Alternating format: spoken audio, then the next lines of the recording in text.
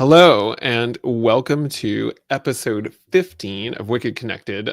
This episode has an awesome title, You Belong in the Room, Networking with Confidence, because it is based on the book written by our guest, Dr. Sheri-ann McLean-Williams, who is a consultant, a coach, and an author. And I have read her book. It is terrific. And is all about leading yourself and self-confidence. And we thought she would be an amazing guest to come talk to us about networking and all the other stuff that she talks about. So, but before we dive into that, Sheri-ann, would love to hear, what is one cool networking event that you have been to recently?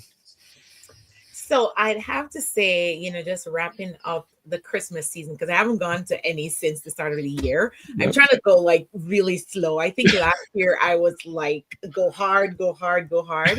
But I Yep. think now I'm like, take a deep breath, ease yourself into it.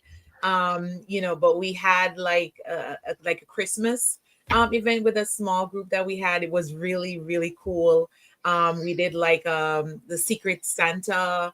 Um, Mm. and we did the exchange, and the conversation was great. We got to learn more about each other, and that's just the beauty of just networking. There's always that opportunity to learn more about each other, and you get those moments like, oh, I didn't know that you like that, or oh, I didn't know that you like doing that. So that was really cool and a great way for me to end my 2024.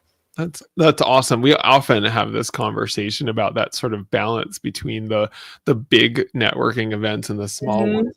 I think they both have their sort of pros and cons and whatever, but the small ones, I agree with you, definitely a nice opportunity to make like deeper connections with people. So Mhm. that's fun. Well, can you tell us, before we dive into, we're going to probably ask you all kinds of questions, but tell us a little bit about what you do, and maybe a little bit about your book, and then we will dive in. Absolutely. So, my job is very simple. I help leaders to close their leadership development gap. We have different gaps in our leadership development or personal growth. My gap will be totally different from someone else's. And so, really identifying what those gaps are and then creating customized programs, whether it's executive developmental coaching or leadership training, whatever is needed to help that individual or organization overcome and close that gaps. And that's where we see the true beauty that happens. We see people with high workplace productivity. We see retention, employee engagement. There's people being able to fulfill their purpose and excel in the role that they do. So I love what I do. I wake up every day and I'm excited about doing it, because I know that I'm able to transform someone's life or an organization. And the vision that I go with is being able to transform communities one leader at a time. So I'm not under any illusion that I can do it all, but I believe that if I can impact one leader, then there's that train the trainer model that they can go out and impact someone else. And that's where we have in that rippling positive legacy. Absolutely. Well, go ahead. Was somebody else going to jump in? Sorry. Oh, Um, you're ahead. so I was just going to ask you, so tell us about, I mean, obviously networking is a huge part of that, but tell us about, like, what are the challenges that you run into as you're coaching folks? What is the resistance you see to networking? So I'd say a lot of the resistance, very similar to stuff that I struggle with. So I'm an introvert. And so going into networking sessions, I'm like, what? I don't want to talk to people. I want to go home and just get in my bed and watch a movie. Like, I have to? And so even with someone I started working with, I'm trying to encourage her to have conversations and meet people. I said this is a one-to-one, and that's how I normally start. I start off with encourage them to do one-to-one meetings, and I talk about this in my book as well, where try to do one-to-one meetings. Those are a little bit less intimidating, right? It's just you and that person, whether it's on Zoom or in person, however you feel comfortable. But it's less intimidating, but it gets that oil and that, it gets things moving, right? Because the Right. ultimate goal is to be comfortable in certain spaces. So when you go into bigger spaces, then you feel a little bit more confident. So, I mean, I'm very transparent, when I'm working with my clients. I said, listen, I'm not saying this is easy. I'm not saying that you can wave a magic wand and then you're like, yay, let's go network. I'm absolutely not saying that. But what I'm saying is that it is doable, but then you have to do it in small steps, right? And so that's one of the things that I encourage them to do, being able to step into that space. And then what is the goal? Why do you want to network? What's the purpose of Mhm. you networking, right? That varies across individual. It might be just expanding just your reach, right? It could be client base, or it could just be like you want to expand your expertise, right? And so you have to know why you want to do it, and then that can help to set that trajectory in terms of like being very intentional. Yeah. Go ahead, I Taylor. find it, I was going to just say, because I would love to hear your perspective and your story on this. So you said that you're naturally an introvert, and clearly you've, been able to utilize networking in all the ways. I mean, you have your own company, you have a book, I mean, which is all incredible things. How did what did that path look like for you? Maybe, I'm assuming maybe it wasn't as easy at the beginning, or did you have your own techniques that were comfortable for you and now you can rinse and repeat that to others? Oh my gosh, Taylor, I love that question. Can I tell you that even up till this day, when it comes on to networking, I'm like, I don't want to do it. I don't want to do it. But I tell people that I'm an introvert in an extroverted career. And Mm. so whether I like it or not, You say you seem very extroverted to me, Sheri-ann. Okay. whether I like it or not, I have to go out, right? The blanket is not my client. The bed is not my client. The pillow is not my client. I mean, if they could pay me money, then maybe I'd probably hang out, right?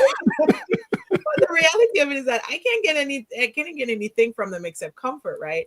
And so I've had to get out of my comfort zone. And that is the first chapter I talk about in my book, right? Being able to get out of the comfort zone. So the bedroom is the comfort zone. It has everything you need. It's cozy, especially now. Like, hey, who wants to go outside in this cold, right? And so it has everything that you need. But we all know there is no way that we're going to be able to grow unless we get out of our comfort zone. So I had to coach myself, and I tell my clients, I said, listen, sometimes you have to coach yourself, right? And I had to coach myself and said, listen, okay, Sheri-ann, what is the goal, right? What are you hoping to get out of this? Is this networking event, is this aligned with your overall goal, whether it's personally or professionally? And then what is it that you can add to them? Because a lot of times we tend to go into networking events or network situation where we're thinking what I can get. But then we should also think about, okay, what can I give to this person? How Right. can I add value to them? How can I make a difference in their life, and not thinking that, I'm just here to get what I need. And then I'm like, bye, I'm on to the next, on to the next one. So being really intentional about that has really helped me to being able to be a little bit more comfortable with it.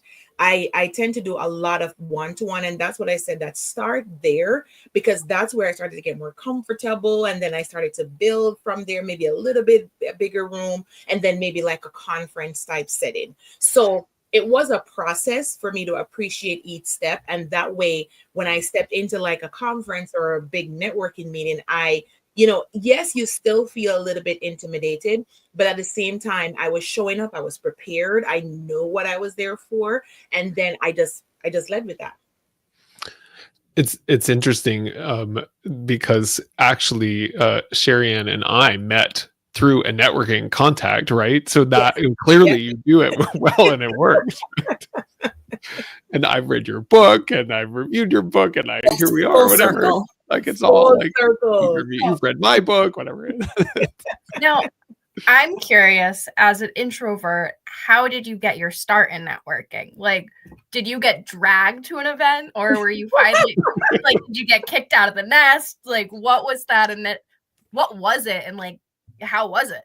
Yes. So I was forced. I was told by one of my best friends, she said, you need to go. And I mean, I grew up in Jamaica, right? I was born and raised in Jamaica. I moved here 9 years ago. And so networking is a little bit different in Jamaica. Like, you go, you hang, you talk, stuff like that. But my life at that point was I go to work. If I was in school, I go to school, I come home, I go to church. It was just pretty much that.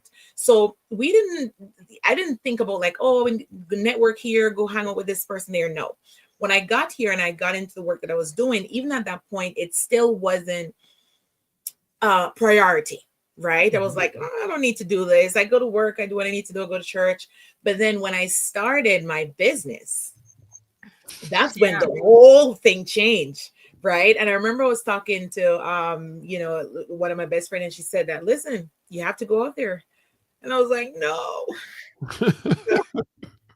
She's like, yeah, you have to. People need to know who you are. And, people need to build that relationship with you. And so they're able to trust you to do their business. The thing with networking is that it's not a sprint, it's a marathon. Right. And I was reflecting on a couple of things today when I, just preparing for today. And I thought about it. If we're supposed to put ourselves in someone else's shoe, right? If someone is reaching out to us, how willing are we to enter in a relationship just like that? Yeah. Right. We're not. We're not. Our alarms are going off. It's like, what does this person want? I don't know. I was getting the vibe. You know what I mean? So it's until we have that relationship, right? And we start to build that. And that's when we're able to make that transition. So I had to jump in, like whether I liked it or not, I had to jump in. And when I did that, I did not regret it. I did not. There were days where I was exhausted. I was like, oh, okay, no more, please take me home. But, I've built so many great relationships. I've gotten clients through that. I've gotten like really great friendships out of that. And it's all because I allowed myself to just step out. Imagine if I took that time and I was just home and I was like, yep, I'm going to stay in my small corner, and I didn't get out, then what would have happened? So, it can be daunting. And like I said, it is still daunting because every new networking experience, if it's something that I've never done before, like it's in a different city or, I'm asked to speak at a conference or anything like that, like that's a new space, right? It's outside of my comfort zone. But then I just remember, why am I doing this? Right. And getting over myself. Sometimes we think about ourselves like, oh my gosh, what are they going to think about me? And, all that. So like we get in our thoughts so much, it takes away the magic that we really bring to the table.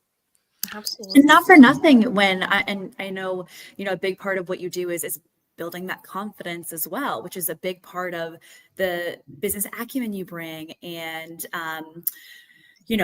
meeting individuals, your own brand. So and I'm a big believer in this, right? Like doing challenging things or doing things that you're uncomfortable with, that is what helps build your confidence. You show yourself, you prove yourself. No, I can do this. Or maybe I'm really good at this and I didn't know this before. And I'm sure, Sheri-ann, you've had plenty of experiences with this, but especially, being the entrepreneur that you are and have your own business and own book, I'm sure meeting new people that you might have maybe not met before if you didn't network, that probably gives new perspective and ideas to your own business as well. So I really like that concept of going in and having, okay, what can I get? But also what can I give? And I think having a plan in mind when, I think everyone gets a little nervous or butterflies before a networking or any type of event that might be new to what you're saying, right? You can network all the time in one industry, but maybe it's something new and, this is a little bit out of my comfort zone, but having a plan, I think, is really helpful. Just to dive a little bit deeper, I did just want to hear for those maybe who are new entrepreneurs or trying to get their feet started, how did you find the right events for you when you first started? Did you just go on Google and say, this is a type of industry that I'm trying to network with? Were you trying to start small and just went to like maybe a random social hour? Like, how did you actually start on choosing the networking events? So the Chamber of Commerce, that was my main go-to. It's still my main go-to. And from that, I found other events, based on the connections, right? Based on the networking, that happened, I was able to get more insight on other events. So, I would definitely recommend any entrepreneur, business owner, you're looking for that, join your local chamber. It's just invaluable resources that I've gained, and they have tons of activity. You have so much to choose from, and you can, even if you are not quite sure, you can visit it. If it doesn't work for you, then you could choose another one, but there's a lot of option there for you. And I guarantee that, you'll definitely find something that fit along with what you're looking for. So I totally agree with that. And it's so interesting because I've told Amelia and Taylor, like, I was not a networker for years and years and years because I was in the corporate environment, sort of like what you were describing before. Yeah. I was in a corporate environment. And so I don't necessarily need to network because everybody, and it's fascinating too, because by the time you need to network because you want to find another job or whatever, it's like, because you haven't done it, you don't have a network. And that's actually, I think, in some ways is the worst moment to start networking, is when you need something, because then back to your give and get thing, it's like you are so focused on getting that it is hard to figure out what can I offer these people, because I'm either looking for a job or I'm trying to get out of my job or whatever. So that, on that note, I'd be fascinated to hear, what do you see, whether it's with your clients or maybe just when you're networking, what are the worst mistakes that people make from a networking perspective? Love this question. Oh, oh my gosh. I've had some some very interesting questions, and now I want to know what these are. I know, I'm like, off camera, you'll have to tell us the it's just, I think so. I'm a part of Leadership Worcester, and one of the conversations we were having last week was about cultural sensitivity. And so a lot of times there are a lot of assumptions that are made, and that is how the conversation leads. And I'm like, that's not the case. And listen, I get it. Social media is great, but then sometimes it presents certain information that is not quite accurate. So if someone is not quite sure of just what they want to ask, then it's okay to ask the question, but not assume that that's what it is. So for example, I had someone in a networking situation say that, English is not your first language, right? No. I said, yes, it is. Yeah. That we were colonized by the British. Right. So English. Yeah, we do. Yeah. System is English. We do have a Jamaican dialect called patois. And so we tend to speak that more because that's more comfortable, but we do speak English. We take English language exams and stuff like that. So, and then that can create a very daunting experience, right? It's already uncomfortable, it just makes it weird, right? And so what I'll say is that don't lean in with assumptions, right? Ask questions rather than assuming, because then it creates space for knowledge and information sharing, because then I can say, okay, maybe that's what you perceive or that's what you've been exposed to, but this is not the case, and stuff like that. And I've had good conversations where, I'll share like a more positive one where, someone, they had traveled to Jamaica and they were like, Wagwan, which means what's up, right? And I was like, okay, you figure it out. And then my response was Medea, which means that I'm here. And we did fist bumps because that's a big thing in Jamaica. And then, oh my gosh, the conversation just blew up from there, right? Yeah. So it's really, it's just being authentic, right? Really being authentic and being mindful of persons like culture or their religion or things like that. Like trying not to go into an assumption mode, but more so a question mode to say that I'm not sure if this is accurate, but I want to know. Can you clarify for me? And that shifts the atmosphere completely. I think that's really interesting, because I think what I'm hearing too, we talk about this all the time, is having a curious mindset. So when someone Mhm. goes into a conversation and they are just assuming things versus asking questions, they're not being curious. They're just filling in information that they already think they have in their brain. Exactly. And I know I do it on sales calls. Well, I'll say I assume this, and that's something I work on myself, because it's like, you're standing in front of someone. Why are you assuming anything about them when you can Right. literally just ask them that question?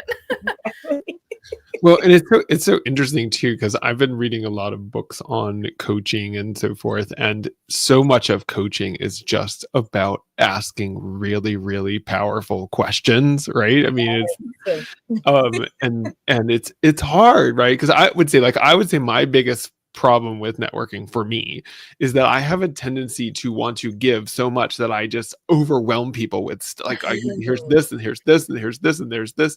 Um, and and it's like, actually what I should be doing is pausing for a second and yeah. asking questions and finding out what they need, because it's like sometimes Mhm. people are just like, this is like, it's not that I'm selling them something, it's that I'm Mhm. overwhelming them with things that how much value I can add. And it's like Yeah. whoa, Jeff, slow down. But that's why we love you, Jeff, because Yes. you are such a giver and you always are trying to connect with people. That also makes you good at networking. Right. But it is interesting, right? Again, this whole thing about, I mean, if you can go all the way back to, I don't know, have any of you ever read Dale Carnegie's book? What is it called? How to Win Friends and Influence People. I mean, this is like a book from like the 1950s or whatever. And that's basically what he says, is you got to ask questions. Yeah. Be curious, etc. I think Tell also us. too, the be curious, but also that whole, listen to listen and not listen to speak. I think people love to share things. And, a while ago did a sales training on, you want to give enough of yourself, right? But you don't want to be constantly, oh, you're telling me this, I have to relate to it. I need to speak now. So it's more listening, not assuming, having the conversation, because that also helps build trust. And to your point, I think authenticity, right? Like that's a really big key, especially upfront when you say meeting people in person versus virtually. I think, we have technology, which is great. I can, I'm in Boston and I can talk to someone in San Francisco, tomorrow, and it's wonderful. But actually being able to build relationships that are, there's a depth to it, and maybe a little bit faster virtually. I don't know. I think that's a very interesting question. But being in person and having that mindset is really helpful. Yeah, absolutely. And you mentioned something, Taylor, where it said that it's okay to you don't have anything to contribute. A lot of times we're very uncomfortable, and I'm speaking to myself too, with the pause, right? Mm. So if we're having a conversation and there's a pause, we're like, okay, should I say something now? I talk about this a lot because we both Oh yeah. you have Jeff to hates pause not to pauses. know, right? So And what? it's okay, Yeah. So what's your go-to if you're ever in a pause? What do you do? So, well, today, I was doing a one-to-one meeting, and there was a moment where we paused, and I'm like, okay, what should I? Of course, be mindful of your facial expressions, because your face tells it all, right? Like you're like, But then, we got to the point, I kept on smiling, and what I'll tend to do is sometimes I'll refer to something that we spoke about before. Or if it's like a meeting that, potential client, I'll give like a wrap up, and I'll say, okay, so this is what, I plan to do. Do you need anything else from me? And things like that. So I let it sit, but I try not to rush through it. Right. Because then sometimes that person is still trying to, collect their thoughts. And if I jump into it, then it probably disrupt the flow, and they're like, oh, I don't even remember what I was going to say. So I try to allow it and smile and, give some pleasantries, and then I'll interject and refer to something that we spoke about before. That's a good idea. I like that. Yeah, it's funny that I'm like, it's so fascinating. I think again, I'll speak to some of I've been watching, also, reading about coaching, but also watching videos of people doing coaching recently, and it's so fascinating. I'm sure you'll recognize when I say this, is there's that when you're coaching and you get somebody to actually think about something in a different way, there's this moment of I call it stunned silence, that you watch people go like, oh, I don't know what to do with this, because you just kind of called me on my, worldview, whatever, and I don't know what to do with it. But you're right. It's like you have to let people sit for a second. And I was saying to my co-hosts here last week, like, I think my tolerance for like pauses, like on the podcast, I'm like, like. Well, tell us, we have a few more minutes here, and I would love to, I don't want to lose an opportunity to hear a little bit more about your book. Yes, please. I have read your book and really enjoyed it, but tell us a little bit about, kind of your book, what's the message you wanted to deliver. And I love the analogy of the room. So I'd love for you to explain that. Sure. So, this book, not only is my, gift to all my readers, but it's also a gift to myself, because, even today I started to browse through it. And I was like, oh, wow, I didn't even remember I wrote that. I know, Jeff, probably happens to you too. You go through it like, oh my gosh, yes. So this book for me, and I was very intentional about the title, because there are many times where I felt like I went into spaces, I went into rooms, and I felt like I did not belong, right? And so there's two parts of that. Part A is, okay, you feel like you don't belong. Are you prepared to be in that room? Right? We can't say, oh, I didn't belong in this room, and this person didn't want me in this room, but then are you prepared? Did you do the necessary requirements, whether that acquiring, what you call it, new skill set or things like that.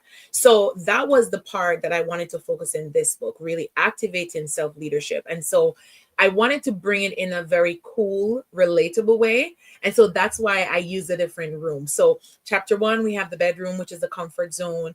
Chapter 2, we have the bathroom, which is a preparation zone. We all go into the bathroom, we check the mirror, put on our makeup, shave, all that jazz, right? That's where we're preparing. The chapter 3 is the kitchen, which is the creative zone. That is where our creative juice will come alive, and we put our own flavor to it. And then we have the living room, dining room, which is like the feedback zone. We need feedback, right? We might not want to say yes, but we do need it if we want to grow.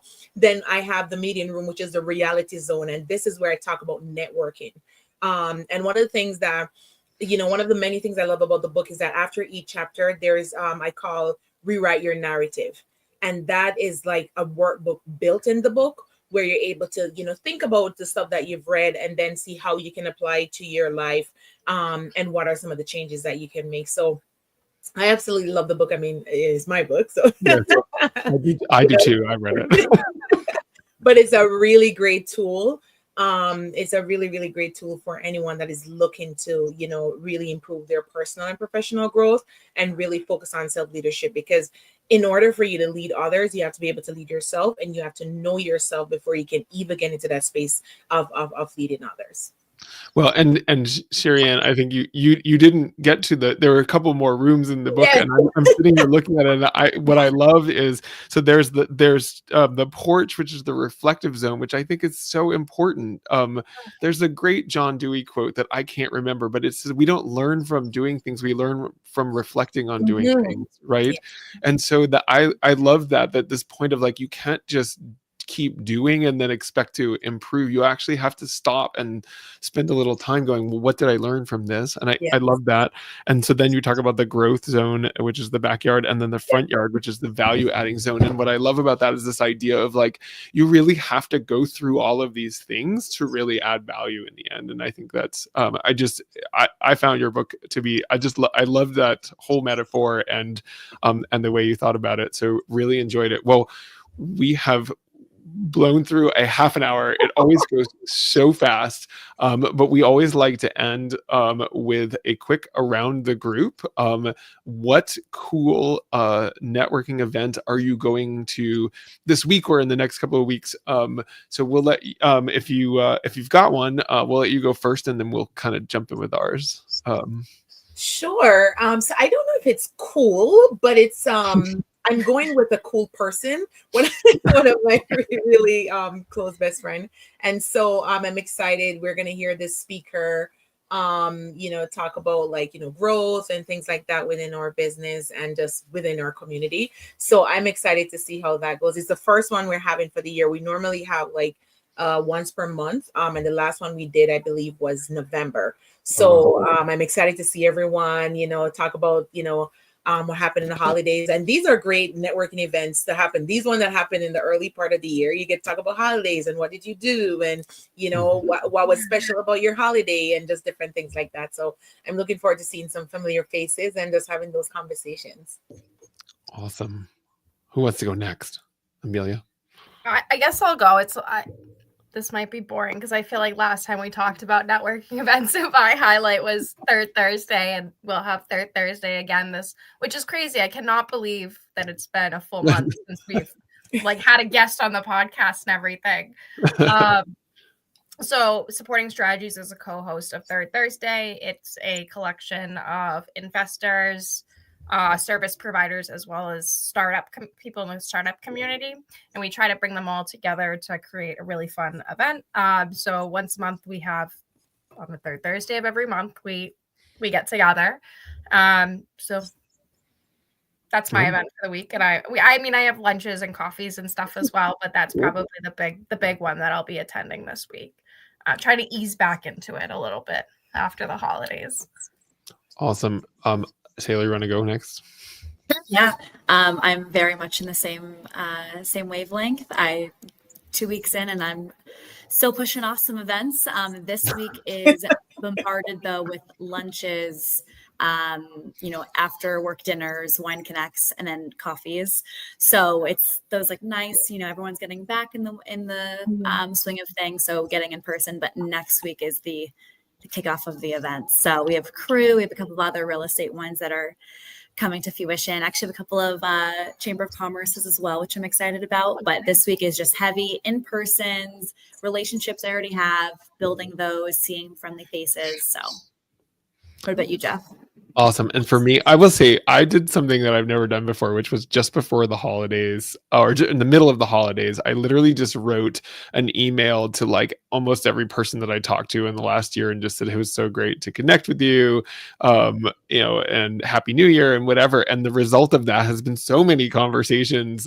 So I think from a one-on-one conversation, I'm probably like 25, 30 conversations into this year already, which is super fun and cool. And it's so great to catch up with people. But my event, my other goal for this year was to try and hit at least one event every week. And so far I have not managed to keep that resolution, but this week I've got a University of Rochester is having a event at the ICA, was the Institute of Contemporary Art. Oh, that'll be fun. So I'm looking forward to that tomorrow. One of these days I gotta get into your Third Thursday, Amelia. So yes, I know. But anyway, and I think one of the things, Sheri-ann, we would love to have you join us at some point. Although I realize it's a bit of a drive for you, but we are looking forward. We're planning in March. We haven't quite nailed down the date yet, but we are planning our first live gathering for Wicked Connected. So you will be getting an invite, and we would love to have you there. This has been super fun, so cool to see you and hear your thoughts and advice and insights and hear about your book. So glad to have you, and we will look forward to staying in touch. Yeah, thank you so much. Thank you so much for having me. All right.